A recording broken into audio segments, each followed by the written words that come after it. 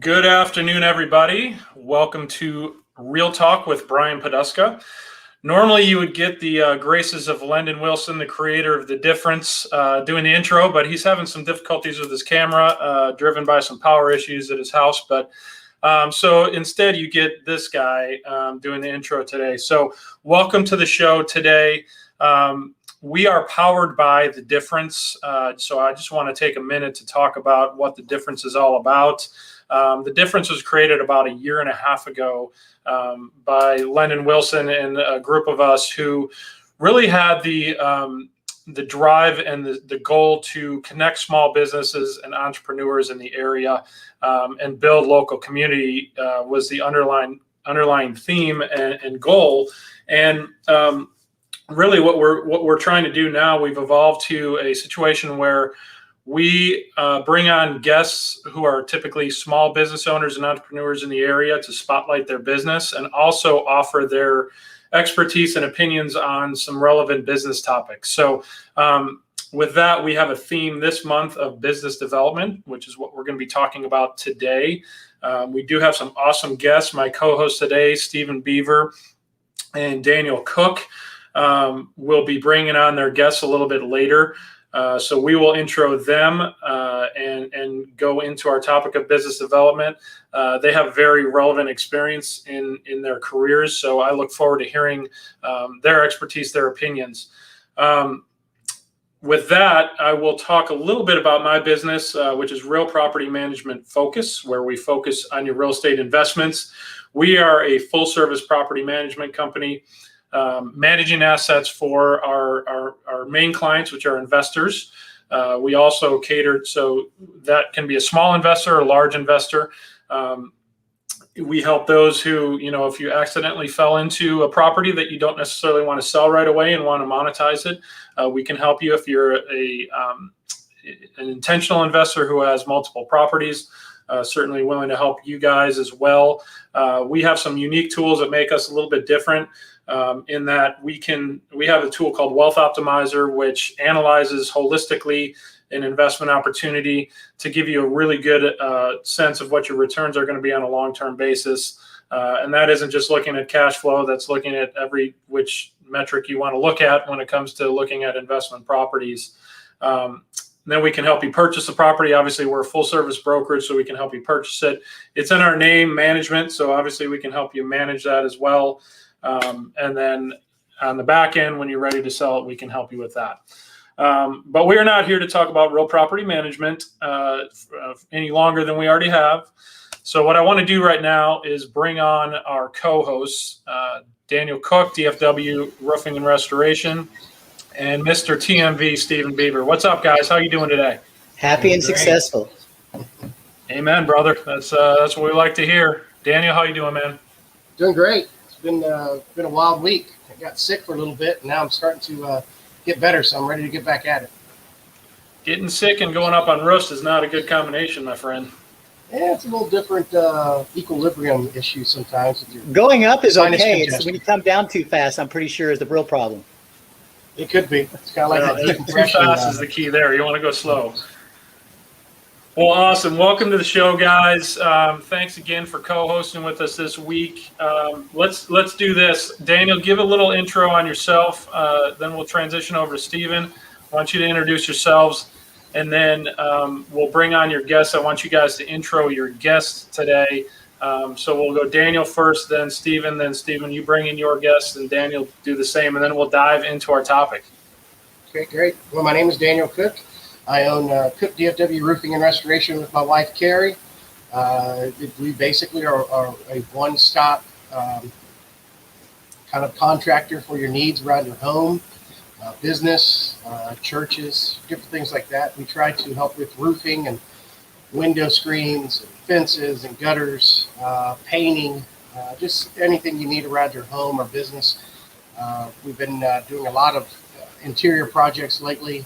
We're still doing some ice and freeze damages from February, and we just like to educate everybody, give them an option on what they can do around their home, walk them through insurance processes, make sure they understand the process and they don't get taken advantage of, and giving them clear options to what's going to benefit them and their family the best, and hopefully guide them in the right decision, and then hopefully they use us for their needs. Awesome. Appreciate that intro. Stephen, why don't we kick it over to you? Tell us who you are, what you do. Tell us what TMV is. Tell us what all this awesome, colorful stuff is. And then I'll let you introduce your guest for today. Right on. So, of course, the color is because I want to remind everybody they should be on vacation. So most people work, and then sometimes they live. So what we want to do is we want to work to live, right? And so it's interesting.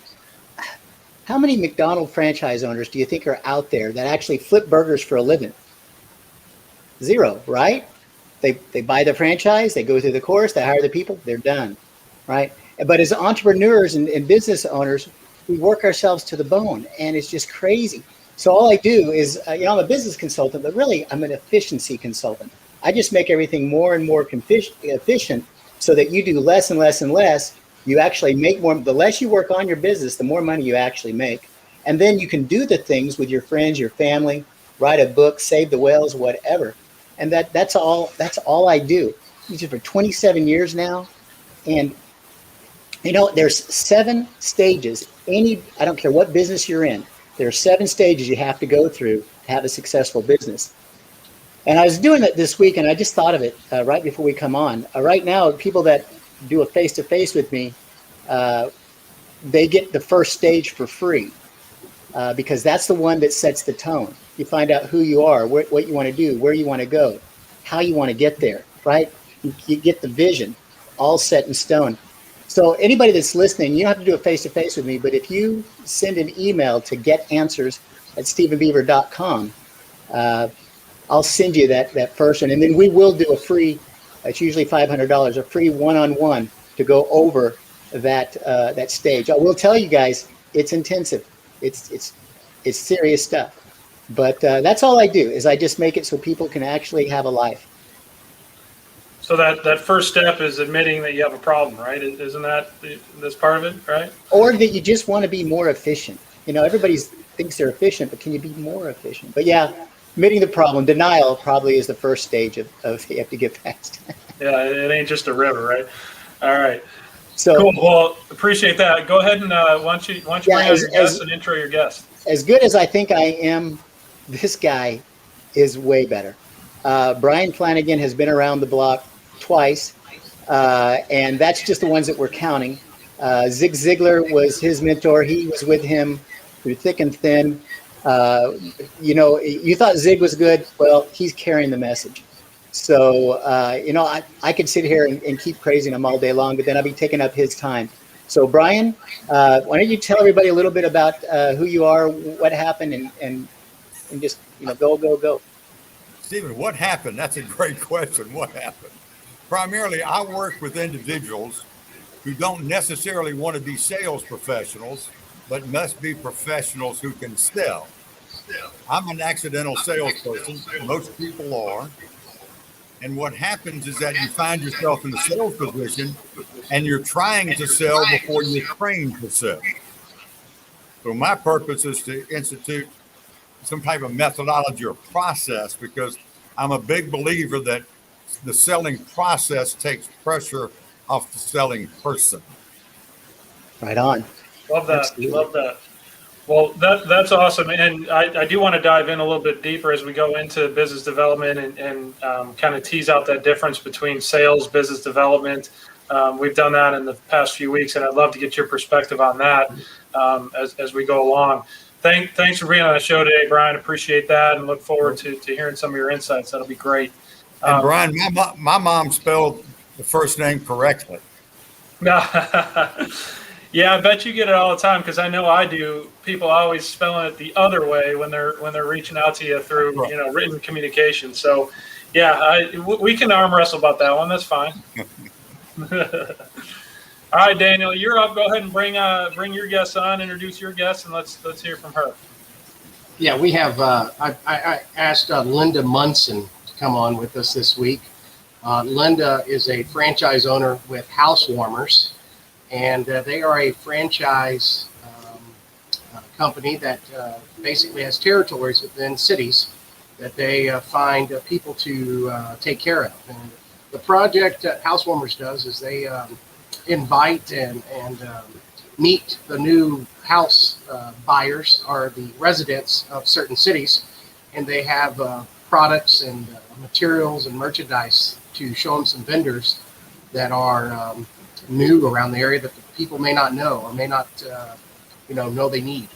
And so that's what she does. She runs the Allen section of that. It falls a little bit into Lucas, and I believe maybe a little bit up to Lovejoy. Linda can expand on that. She knows her territory better than I do. But I know she has a full-time job, and it's one of the largest ones around here. She does over 200 new packages every month. So it's a very vibrant area. And so I met her through a mutual connection, and we decided to do some business together, and she has a great product. And so I asked her to come on so she could talk about it, because guess what? It's about business development. It's amazing. So, but Linda's here. So come on, Linda. Well, thank you, Daniel. I appreciate you inviting me on. Housewarmers has been here in Allen for 21 years.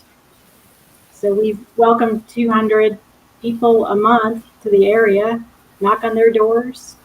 We used to extend them a handshake, but now we just wave at them and just get them accustomed to their community. But it's also growing and keeping the businesses that make our community so vibrant. So everybody wants to support local businesses, but in order to support them, you have to know that they exist. So that's what we're doing, is connecting businesses to new consumers.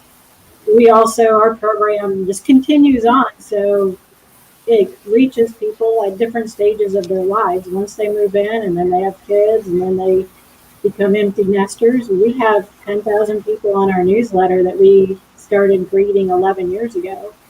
So it's just it's a great way to plug in and feel like your community is thriving.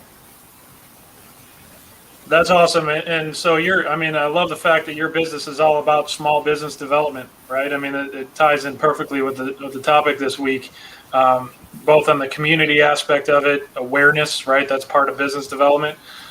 So no, that's great. And we'll dive a little bit deeper into that and how that is really a core competency of your business model, really. So awesome. Thanks for that, Linda. Appreciate it. Real quick, what I do want to do before we dive into our topic of business development is give a shout out to our sponsors. So let's start with Wines with an Appeal real quick. I want to do a quick read for Mr. Tom Rowe's business, Wines with an Appeal. So Wines with an Appeal is a company dedicated to assisting people fundraise for their favorite nonprofit organization. They provide a fun and educational program to entertain your donors and increase their wine knowledge that could potentially cost the fundraiser nothing. Now, I said wine knowledge in there. Not only do you get knowledge about wine, you actually get to drink some wine. So along with the wine part comes a fun event. Tom's a great guy. He's very entertaining. He's very knowledgeable. The wines that they provide are very unique. So you're not only learning about wines in general, but you learn about some new brands and some new offerings that you're not going to find on the supermarket shelves, and in a lot of cases, not even in some of the bigger wine stores in the area here. So if you're interested in getting with Tom to talk about an opportunity to raise funds or set up an event, send an email to tom@wineswithanappeal.com or call them at 214-621-5216 for more information or to schedule your event. And then secondly, I do want to give a shout out to Mr. Greg Holdberg and Liberator Health Insurance. So Liberator Health Insurance is a unique healthcare offering. Greg is giving us a deal of the week. So this week, a businessman that has a good insurance plan through his work, but has high deductibles and copays, was able to take out a health savings account that pays $2 for every dollar he contributes into this account. This account can pay for copays, deductibles, and most anything else the insurance doesn't fully cover, and can even be used for LASIK eye surgery.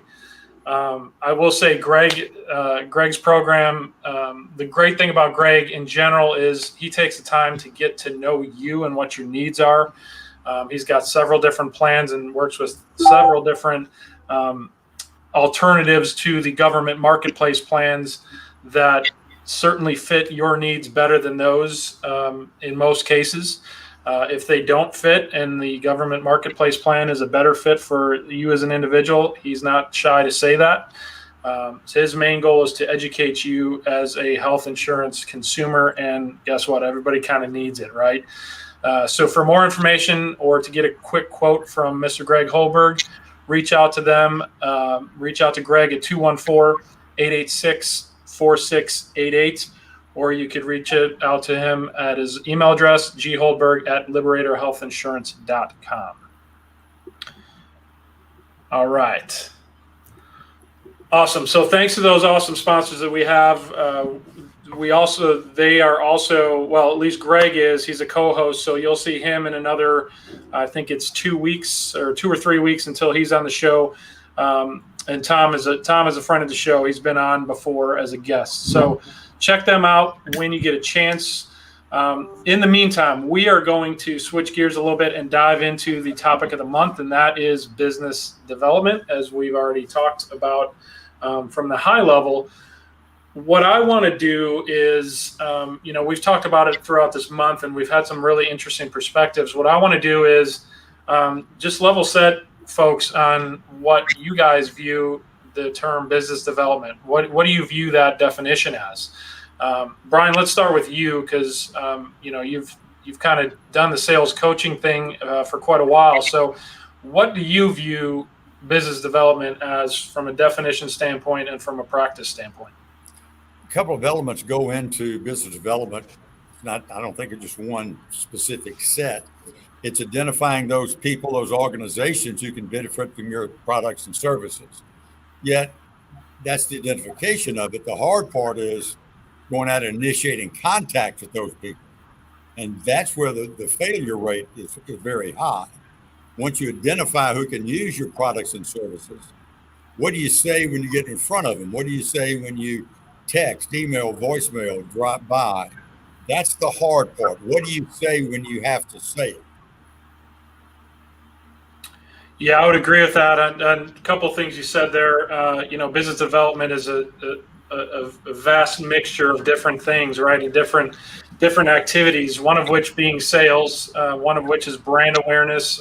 We've touched on this in previous weeks, and I think you kind of summed it up greatly in your first opening statement there, because it really is a mishmash of different things, and how you go about combining all those optimally is really what I see as the key success factor for business development. Because you can be good at one thing of driving awareness, but like you said, if you don't know what to say when you're in front of somebody who might need your services, or you craft the wrong story, you're going to lose, right? They're going to go elsewhere. And my definition of part of that is the marketing side, the brand awareness side, that creates demand, but the selling side has to convert demand. And you've got to have both. Obviously, you've got to have a brand, and you've got to have something that takes that brand awareness and converts it into some type of customer relationship. And that's where I come in. I'm more of the tactical person on teaching. Once again, as I say, what do you say when you have to say it? And guys, gal, the biggest thing I believe that we make a mistake, at least in my experience and also coaching people, we don't lead with need. We have a tendency to lead with product or service. And when we do that starts reducing it to a commodity, which causes the decision to be made on price. So I'm a big believer you make more money solving problems than you do selling products or services. No, that's a great point. And I mean, I don't know how many of you guys can relate, but I can't tell you how many conversations I've had that somebody calls me up and they're shopping around for property management needs, or, doing their due diligence, which they should as a consumer. And the first question they ask is, what do you charge? Right. And you can either answer the question, or you can, like you said, say, my standard answer to that is, I'm happy to walk you through our pricing structure. However, I need to understand what your needs are, what your pain points are, just redirect the conversation to understand that before you get into the whole what do you charge thing, right? So yeah, you're right, because once you jump to that, it becomes a commodity, and you don't get to socialize or make it very clear what your value that you're offering and what value proposition you have as a business. Well, there's a way you can do that. You're absolutely right, Brian. What you're trying to do is get enough information to give them an accurate quote. Because I can tell you our prices range from here to here, but it means nothing to you. So I would say, again, words to use, I'd be more than happy to give you the quote. Would you extend me the courtesy of answering 3 questions? That's good. 2 questions. What's the purpose of this? What are you trying to achieve? And if you achieved it, what's the benefit to you? When would you like to achieve it? So that gives me a little bit of an opening to start a conversation so that I can identify what their pain points are, what they would like to move away from. As Stephen said earlier, going from I'm efficient to I want to be more efficient. Questions allow you to do that. Yeah, that's good. I like that. That's a good script, if you will, and a great. That's always the goal, at least in the back of my mind, is okay. It's more about fact finding, information gathering, and then applying what you have to offer as a service or a product to help them satisfy those needs or pain points. So, yeah, the more you can open up that conversation rather than jumping straight to, what do you charge? What do you offer? Because you're right, not everything's a commodity. Now, our services. People like, businesses like mine where, yes, we're regulated by Texas Real Estate Commission and property codes and things like that. That's standard or should be standard operating procedure for any good property manager, but good service goes way beyond what those baseline requirements are. So for us, it's how do you get to that extra value proposition that we bring to the table that others may not. And I think it's a fair question to ask, how do you want to be served? If you ask somebody how they want to be served, that gives you a little bit more information on what's important to them. And if all they want to do, they want to be served at the lowest price, Brian, that's not in your business model. That's not a good prospect for them. Right. But if they want somebody that's going to serve them and communicate with them, let them know what's going on, well, that's a premium service. We charge a premium price. Right on. Love it. I agree with that. Linda, what do you view business development as? Because you're kind of I'll call it a connector, right? Like you're connecting small businesses to end consumers, whether that be a service and or a product. So how do you view business development from your business standpoint? I need a little time to think of that. For my business, I'm looking for other local businesses who want to grow. So I'm part of their business development, which then rotates back to my business development. It's cyclical. What I do is, like you said, connecting. So I'll connect business to business. I'll connect business to consumers. And that filters down to benefit me in the long run too. Yeah, you almost are a business development arm for those of those who have a small business. I mean, we look at ways to grow. How do we grow? How do we make others? How do we put others in a position to be an advocate for our business? Right. That's part of networking. That's part of what collectively what we're doing in the difference. That's what we're trying to do for small business and entrepreneurs, really put a spotlight on you guys as the business owners or as your service or product that you guys have to offer. How can we be your business development aid, right? How do we socialize what you do, what your personal brand is, that sort of thing. So that's what we strive to do as part of the difference and here at Real Talk, right? So that's really what your business model is you're an arm, you're an extension of their individual businesses development and sales opportunities. I mean, that's great. And I see a note here. It sounds like Lennon's back on. Lennon, is that true? Oh, That's there true. he is. I'm here. I know him. I come around every once in a while. The man, the myth, the legend is here. Hey, I've got a question for Bryan Flanagan real quick, if you guys don't mind me jumping in. Please. So, Bryan, many years ago when I first got into business, I was hitting these other businesses because, like you said, I identified a need that they had and how I could serve that need. And I walked in and I talked to a gentleman one day, and he goes, and I was telling him what I could do for his existing business. And his first question to or statement to me was, "Come back to me when you can help me build new business." So I, first of all, felt crushed and stupid and very inexperienced, which I was.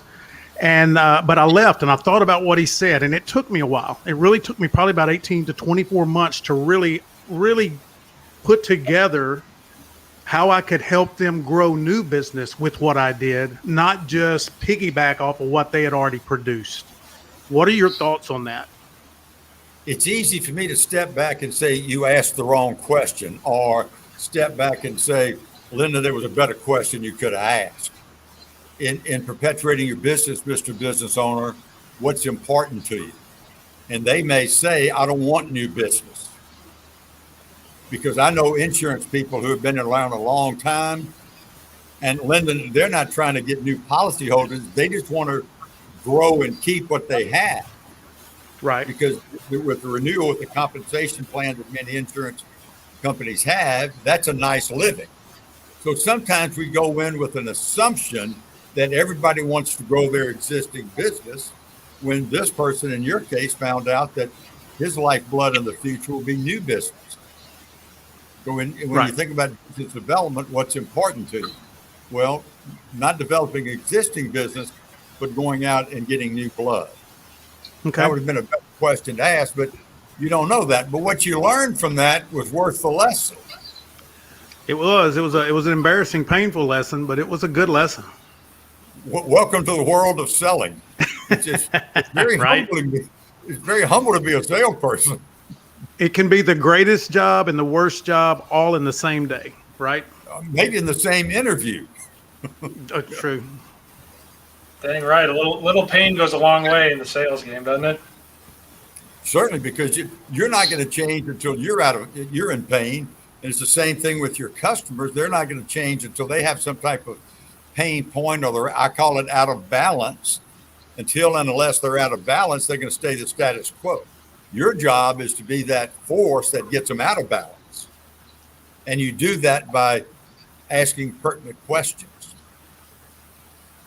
Yeah. I like that, and it's all the investigative questioning. And Bryan, it sounds like you do a lot of teaching on exactly how to script that out and how to tease that out from your clients. Tell us a little bit more about your business in general. What you do, what your key clients that you're looking for, and that sort of thing, just so we can understand, what it is service-wise that you offer. I've learned this over a period of time. I don't give it unless I live it. So Stephen will tell you that don't ask Flanagan to teach a course on time management. Sorry about that, Stephen. I missed some of our deadline for getting back with him. So I do two primary things. Primarily, I do sales and I do presentation skills. I was with the IBM Corporation for many years. Now, that's not impressive when you learn that I sold typewriters and copiers with IBM. What's that? I don't even remember. They're in the museum. Before keyboarding, there was typing. Just remember that. And then I went to work for the Zig Ziglar Corporation, and I wrote a course for Zig to get the job on presentation skills, on learning to take the attention off yourself and focus it on the subject matter and the prospect. Over the last 37 years now, those are the two things I've been focusing on: presentation skills and sales skills. I work with large companies, international companies such as Kubota, Roche Labs, Alcon Labs out in Fort Worth. We also work with small individual financial advising companies to manufacturing companies that don't have their own sales force, but have a channel of distributors that do that. So primarily, I'm an active salesperson. I'm still making sales calls, and that keeps me sharp, and that allows me to hopefully identify with what a lot of my customers are going through. I don't have a specific lane or vertical that I sell in, Brian. It's kind of a widespread vertical. I don't want to be all things to all people, but as long as it's a relationship sales process that they're doing, my process fits in really well with that. Yeah, that makes sense. I mean, everybody needs sales, whether you're big, small, in whatever industry you're in. Everybody needs to sell whatever product or service that you're offering, right? So everybody makes a living selling something. Right. Hey, Brian, agree or disagree with me? Sales is nothing more. I agree. Oh, I'm sorry. You should know better than that. I pay him to be here and say nice things about me. This is how I get my reputation. But no, sales is nothing more than a transference of belief. And if you have the right stories, people will believe more about the story. Stories sell and facts tell. Yeah, I'm a big believer that products and functionality tell, and that benefits, values, advantages sell. If I can get you to feel the way I do about my company, I'll have a customer for life. Absolutely. So it's a transference of feeling, it's a transference of emotion, it's a transference of certainty. And in this day and age, man, we need some certainty. So if you're certain about what you can present and provide for that client, and Linda, in your case, is being a long distance or outside huddle, you're outside the huddle as their marketing arm.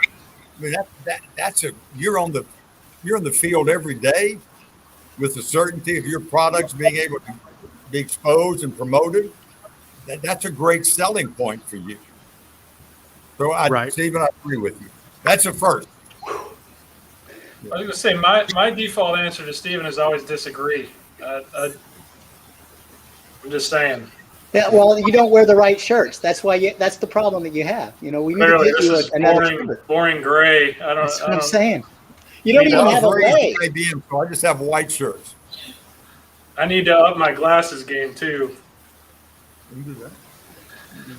Hey, Linda, I want to tap your brain a little bit as far as diving a little bit deeper on strategy with business development. I do want to understand your key clients. Obviously, I think they're small businesses and local, right? But from your business building standpoint, how do you go out and attract? I guess question one is, what are your key clients, so the audience knows, and then number two, how do you attract those, and how do you partner with those clients? So key clients are quite broad because the doctors, restaurants, I mean, it's just everything that a person would need to set up their household, especially ones that they need to trust. So home care, like Daniel, the roofer, and he has other products and services under his umbrella. So once people trust him for their roof, they are going to ask him to do other work. Plumbers, electricians, pest control, pool cleaners. Those are all things that we need for our homes. And those are people that sometimes you have to go through a bunch to trust. So we take that work out of it for our homeowners because we only deal with the ones that we know and like and trust. And those people I've met either because they service my own home, I've met them through networking groups, through chamber, through referrals from other business owners that are in my network. And then I can share that out with the homeowners. So really any service that you use that you would refer to a friend, that is what I do. We want to make sure that our homeowners that are moving in the area feel secure, but we also want our businesses to grow within town. And with the movement we have here, in the Allen, Parker, Lucas, Fairview area. And I go to houses and I'm like, hey, I was just here. You know, it was really 2 or 3 years ago, but it turns over constantly. So as a business owner, you can't ever sit back and think, oh, I'm good. Because no matter what loyalty program you have in place, you can't stop somebody from moving. So you really need to have a plan in place that's long term. What are you doing to grow or at least replace the customer base that you have? With house warmers, that's what we do. We do it, and we do it every day when we go networking, right? We meet somebody, and if they come back again, then you'll talk to them again and you'll learn a little bit more, and then you'll get maybe on their newsletter, you'll find out more about them, and then it could be years down the road before you actually need their services, but by then their name is right there on the tip of your tongue, the top of your head. So it's important as a business owner to keep being seen, and I do that through networking. That's primarily the biggest point for me, is to be face to face with people. And So, Linda, I'm curious. You're obviously intelligent person. I'm interested always in the story that got you to where you are, because I'm sure there are a lot of things you could do, but you decided to pick this. What got you into this area? I'm just curious. well, I was a mainframe programmer at Frito-Lay, and I got laid off when my son was an infant. Actually, he'll be 18 tomorrow, so about 18 years ago, I was just kind of looking for just looking for jobs I could do from home, and I ran across on a Yahoo group delivering gift bags to new residents. So I was like, hey, that sounds like fun. So I started doing that here in Allen, and the lady who owned it was getting her bachelor's degree and then going to be a teacher. And it was she said it was for sale. There was no movement on it. And it was one of those, I saw how people reacted to it and how much they appreciated it.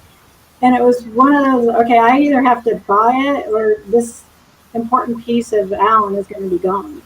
So, yeah, I kind of talk about being outside your comfort zone. That's called growth, by the way. Yes, right. Former Frito-Lay employee. That's great. I'm an alum from Frito as well. I was PepsiCo for 17 years in my previous life, and 6 or 7 of which was part of Frito-Lay as well. So I started at EDS. That's what brought me to Texas from Massachusetts. you went across the street to the other address at Frito. There were a couple jumps, but yeah. Yeah. Cool. Daniel, I had a question for you because this popped into my head as we were talking. As a newer, I'll call it newer business owner, you started about a year and a half ago, something like that.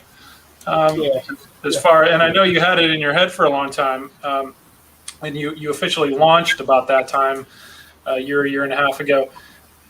Let me ask you this, because I've gone through it a bit myself, as far as business development strategy, right? So when you're setting up your business and you're thinking about, how am I going to sell? How am I going to market? How am I going to build my brand? How am I going to build awareness? How am I going to, drive traffic, whether it's online or in person, whatever the case may be?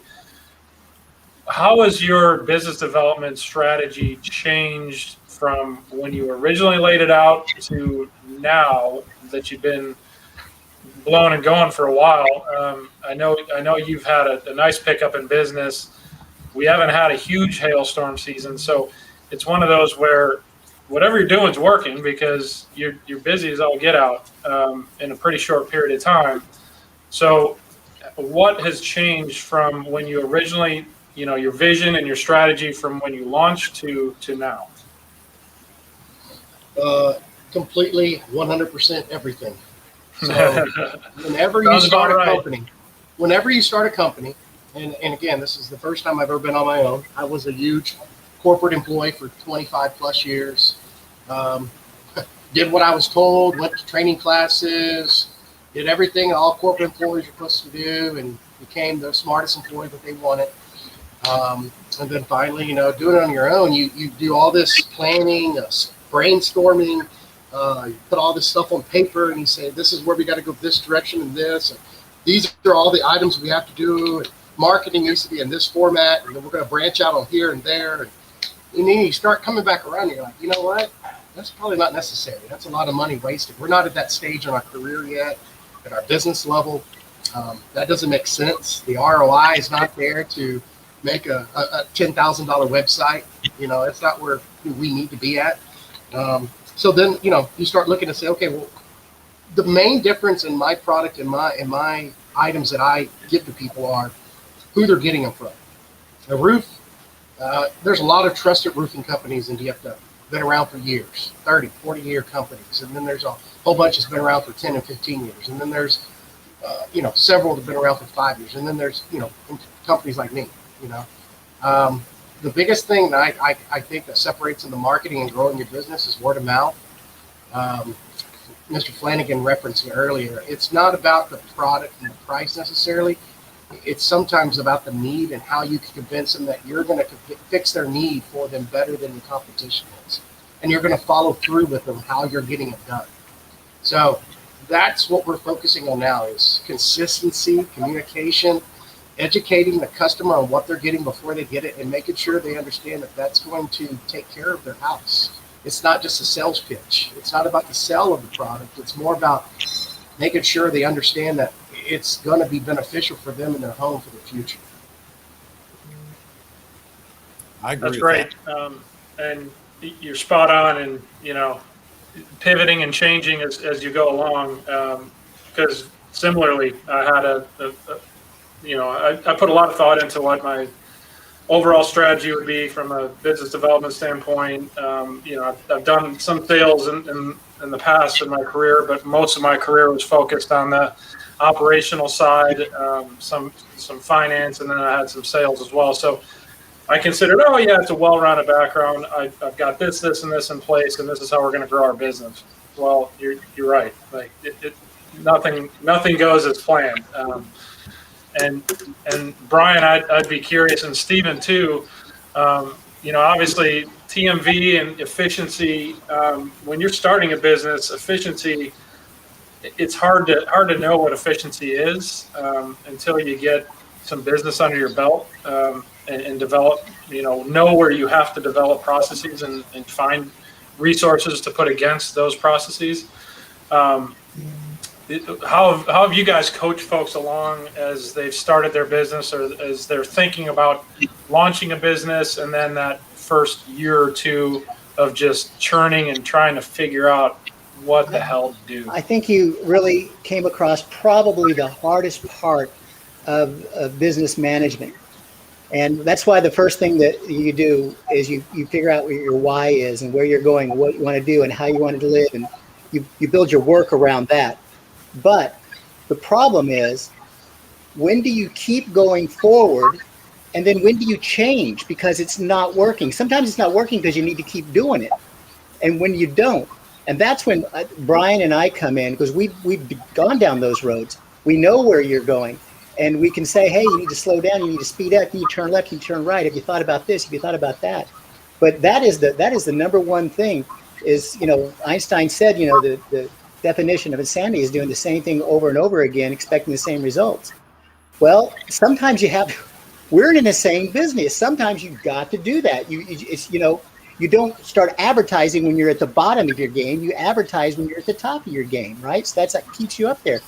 But you got to start somewhere. And so it's a tough call sometimes. I mean, I know for a fact that Brian, as good as he has people that he bounces ideas off of, right or wrong. Yeah, correct. Same thing here, right? Because every one of us, no matter where we're in life, we're inside a bottle, and we make the wine of that bottle, and we make darn good wine. But when you're inside the bottle, you can't read the labels, and you need that outside help to say, "Whoa, slow down, just speed up. You're all over it. Keep going. Just keep." So anyway, that's for business development. Sometimes that is the trickiest part: when to start, when to change. Big believer in that, Stephen. And I've got to close out here because I've got to run. But I work with people, and I ask people this in my workshops. By a show of hands, how many of you have a product that you're passionate about?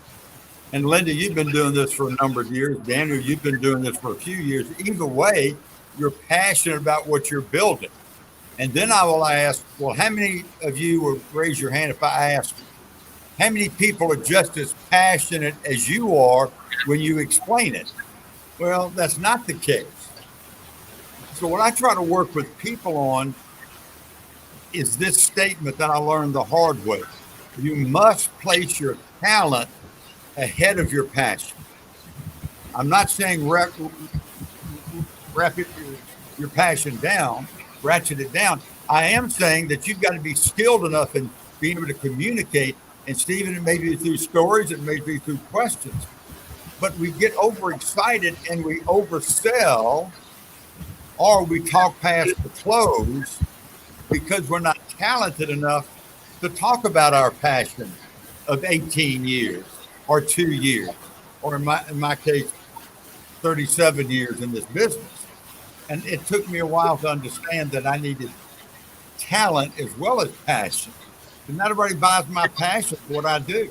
But if I'm talented enough, I'll know how to use that passion. Word. Word up. Right So on. guys, I'm going to sign out. Business development is you're always prospecting. You're not always selling, but you're always on the lookout. And that's something we need to do on a day-to-day basis, not 12 minutes in the morning and 2 hours in the next morning. We're always prospecting. We're not always selling. Good luck, good selling. Thank you. And my motto is, if you can't sell them, confuse them. Good parting word, Brian. Thanks for being on the show today. I appreciate your insight. Appreciate the invitation. Thank you, guys. Absolutely. I've always heard always be selling, right? That's ABC. Wait a minute. That's always be closing. always be closing, always be selling, Damn it. whatever. Always be prospecting. I got too many 3-letter things. TMV, ABC, Who you're not selling today, who housewarming you're not hours. selling today is going to be who you're selling tomorrow. If Yeah. you set them up and if you're always taking care of people. It's always farming versus hunting. Right. Yeah, you can Yes. plant it, grow it, cultivate it, and then you harvest it. All right, Lyndon, I think we got a side business here. Inspirational memes.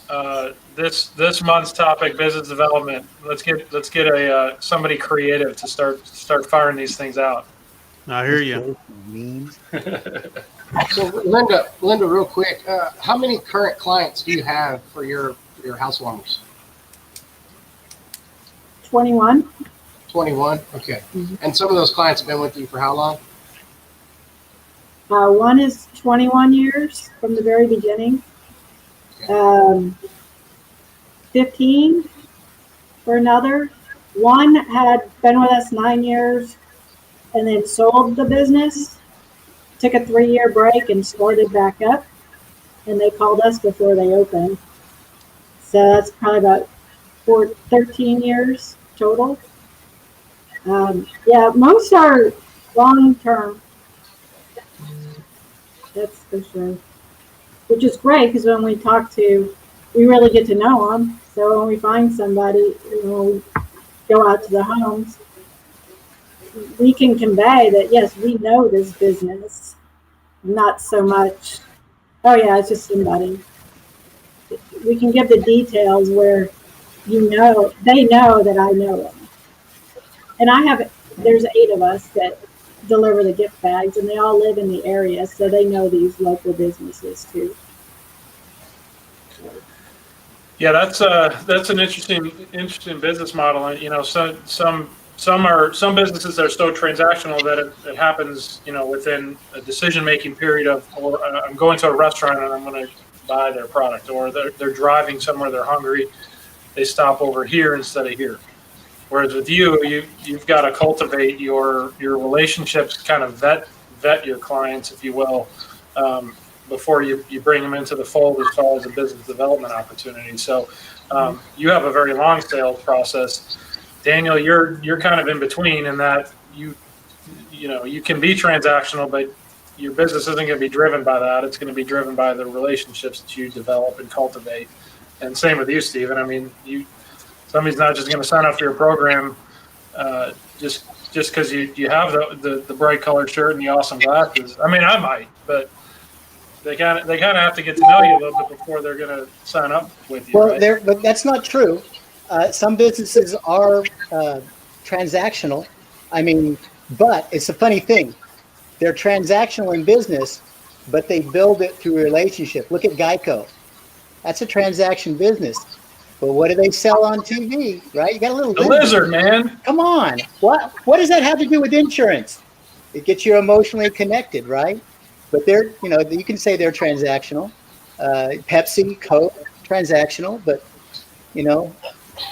I think there's a pain or pleasure business though too. A lot of people will be a lot more easygoing on businesses that provide them pleasurable items, food, desserts, things they want to go, vacations, trips. Everybody hates getting stuck at the airport, but then they're thinking about, I'm going to be at the beach still in 3 hours. So they have to get that service done. But when somebody has to do something at their roof or their house, or they have to have their teeth pulled at the dentist, those are painful transactions, and they have less wanting to do those. So they are almost not forced, but you have to be very willing to go through the process in order to accept those. Yeah, absolutely. I mean, let's face it, Linda, you're not in the gift giving business. You're in the making people feel happy business and feel like they've got stuff that's worth a value, right? Right, and that they're valuable. Yeah. They recognize that they moved into the community. There's nothing worse than moving in. I mean, I used to live in apartments, and you'd move in and you feel like nobody knows. Yeah. You could never walk out the door again and nobody would ever know. But when somebody comes by and says, hey, I saw you moved in, and it just that introduction, you might start waving to him in the parking lot. You might see him at the pool. Then you talk a little bit, and then you find what you have in common. And so it's building, and you like to be recognized, right? Everybody likes to. So, you should just see the change in people's faces. Most people answer the door. It's very small percentage that actually won't answer the door when we can see them in the house. But they'll come to the door with this mask on. And then as soon as we say, hi, I'm here to welcome you, it just changes. They smile, we get invited in, and we're like, no, that's okay. We just take a second. We just wanted to welcome you. And they're like, wow, this is so different. Never got this anywhere else. And they remember it. Even now I run into people and, I remember when I got my bag when I moved in 6 years ago. So that's a great impression. I was talking to a lady today on the phone who may work for me. And she said, oh yeah, I've lived here twice in Allen, and I still get your newsletter, and it's been so helpful, and my husband wasn't from here, so blah, blah, blah, blah, blah. I was like, hey, that's great. That's what we want to do, is make them happy to be here and make our businesses here thrive. And unfortunately, fortunately for you, but unfortunately for most of us, that's a lost art. Just, my parents knew just about everybody in the block. And I hate to admit it, but I don't know hardly any people in our block, right? Yeah, you have to go knock on the doors and introduce yourself. I go networking, or it's whatever. But yeah, I mean, it's weird. I know the person.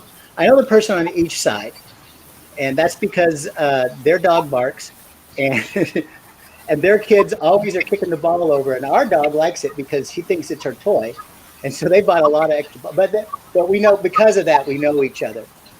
But it's not like the old days where you knew. So well, it started our street here. We all know each other because we all built new houses, so nobody knew anybody. So we've been friends. But when new people came in, and we kind of settled down for a while, and a new family moved in, and those kids came and they started knocking, and that drew everybody back out again. So it's a little hard to do it, but people love it. I don't know why they're afraid to. I just thought of something. you actually help families parents that have kids meet other kids. I mean, it's oh, we can go here, we can do this, and or worst case scenario, look, this person was friendly, maybe the neighborhood is friendly, right? So you change their whole perspective. That's a hidden benefit that I think I should charge you for. No, wait, sorry.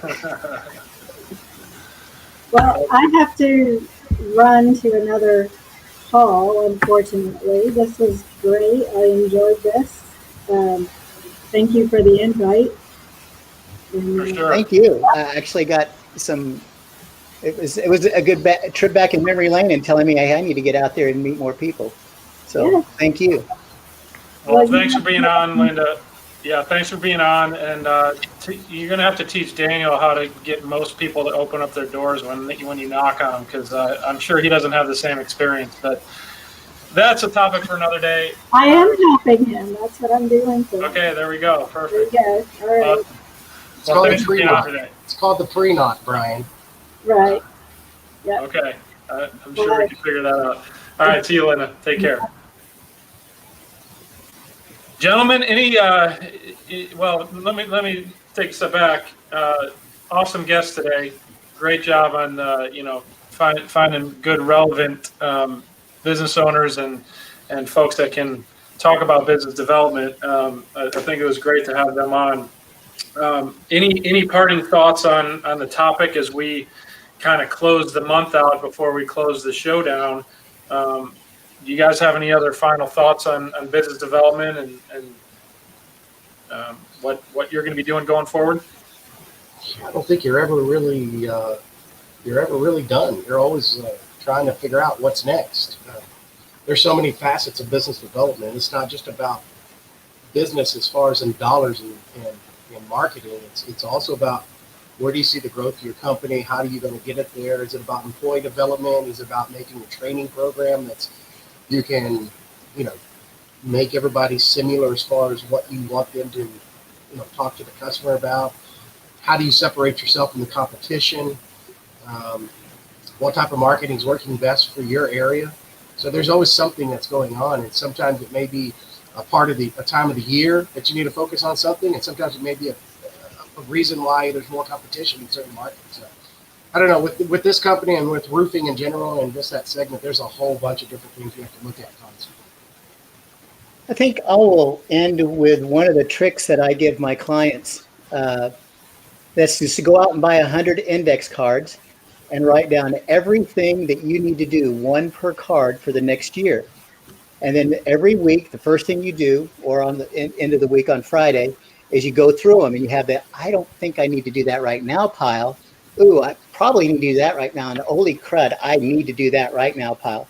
If you have more than 3 in the holy crud pile, everything else goes to the side and you pick 1 to 3, not 5, not 1 a day, 1 to 3. And then you get that done. And let's say you only pick 1 and you get 52 things done for the year. How many did you get done last year? I'll bet you can count them on this hand, right? And so then the next week, you don't take those other ones that you thought you might need to, you start the whole process over again, because every week changes. And that will, right there, that little trick, that little tidbit will help more than most people think. Is just 1 to 3 every week. You just boom. And then at the end of the week, the worst case scenario is you're like, everything fell apart, but I did do this. So you got that win, right? Which we need as business owners. And, I like that. I always walk away with a win.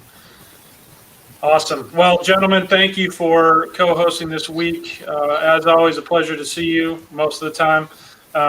Just kidding. No, thanks for being on the show today. Before we totally wrap up here, I do want to tease out 2 things.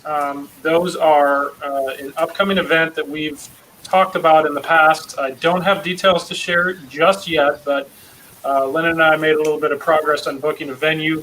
That would be a live in-person networking event, happy hour sort of situation.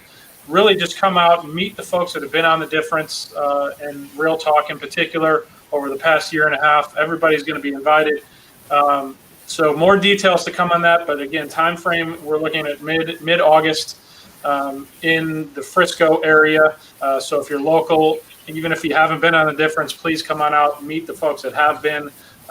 Just make some great connections. That's number one. And then number two, the topic that we're going to talk about, we talked about business development this month. Stephen, what you just said is very relevant. Your whole business model is very relevant to this topic, and that is working on your business and not working in your business. We all struggle with that, whether you're a huge company, self-employed, whatever it is, hell, even unemployed. How do you work on your business, not in your business? So we're going to dive into that topic in the month of August. So look forward to that. Once again, gentlemen, thank you for being on the show. All the listeners out there, thanks for listening. Hope you picked up some good tidbits this month. And next month, we're going to be working on our business, not in our business. Until then, tune in, not next week because we got a week off, but the first week of August, first Thursday of August. We'll be talking that 2 o'clock on Thursdays. Until then, we'll see you. Thanks, Brian. You're the bomb.